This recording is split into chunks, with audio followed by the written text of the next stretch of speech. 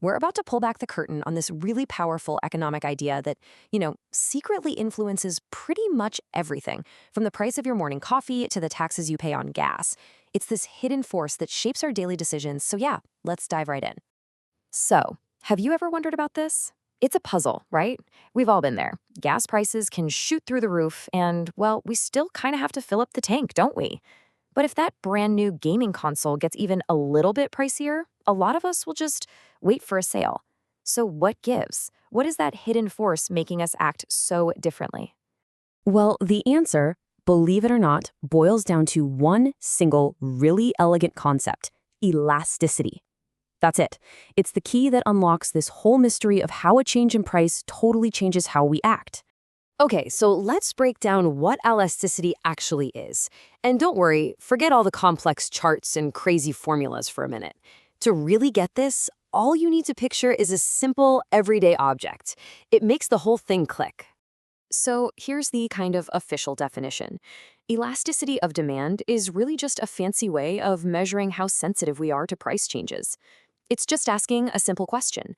If the price of something goes up or down, how much does our desire to actually buy it change? And honestly, the absolute best way to think about it? A rubber band. Seriously. Just picture a rubber band. The change in price, that's the pull on the band. And the stretch, well, that's how much our demand changes because of that pull.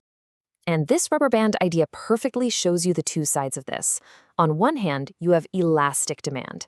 This is when even a small pull on the price causes a huge stretch in demand. People are super sensitive. But on the other hand, you've got inelastic demand. This is when you can pull really hard on that price, and demand barely stretches at all. People are stubborn, they're going to keep buying it anyway. All right, let's get into the showdown. Elastic versus inelastic. A few real-world examples are going to make this difference totally clear. Okay, example 1, wants versus needs. Think about luxury shoes versus table salt. If the price of those designer shoes suddenly jumps up, what happens? A lot of people are just going to say, you know what, never mind, not worth it. The demand stretches like crazy. That's elastic. But salt? If the price of salt goes up by like 10 cents, are you going to stop putting it on your food? Probably not. The demand is stiff. It's inelastic. And this brings us right back to our original puzzle: fun versus function. Gaming consoles, super fun, but you can put off buying one if the price isn't right. It's a purchase you can delay, so it's elastic. But fuel, that's all about function. You need it to get to work, to get the kids to school. It's a purchase you really can't avoid, which makes its demand, you guessed it, inelastic. Okay, so this stretch idea makes sense, right? It feels intuitive. But how do economists actually measure it?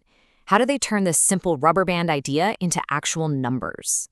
Well, they use this formula. It's called the price elasticity of demand, or PED for short.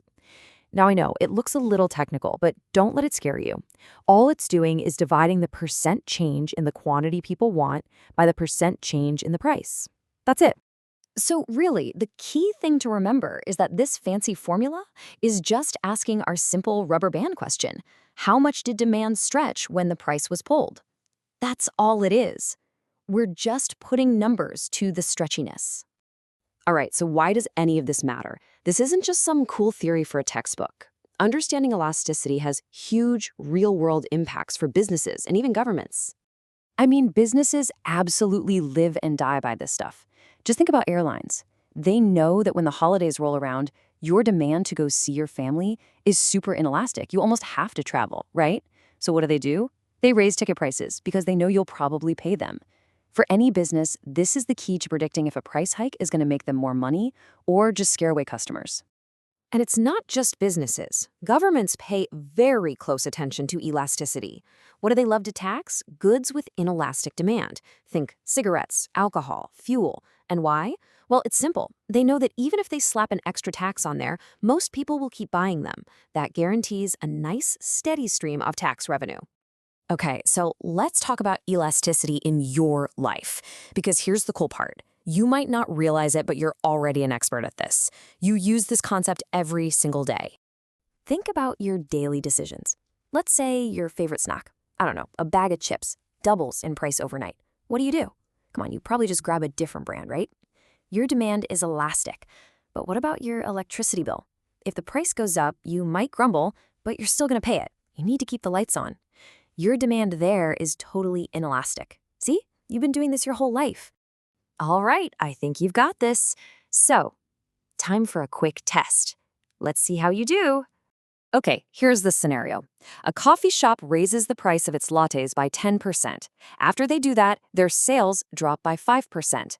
So my question to you is the demand for these lattes elastic or is it inelastic? Go on, take a second. Ready for the answer? It is inelastic. If you got that right, awesome job. And let's break down why. Remember our rubber band? The pull of the price was 10%, but the stretch in demand was only 5%. Because that stretch was smaller than the pull, we know it's inelastic.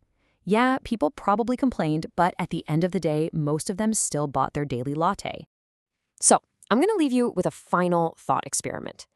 Look at the last 3 purchases you made. Could be anything. For each one, ask yourself this question. If the price had suddenly doubled, would I still have bought it? Your answer is going to show you exactly how this secret force of elasticity is at work in your own life every single day.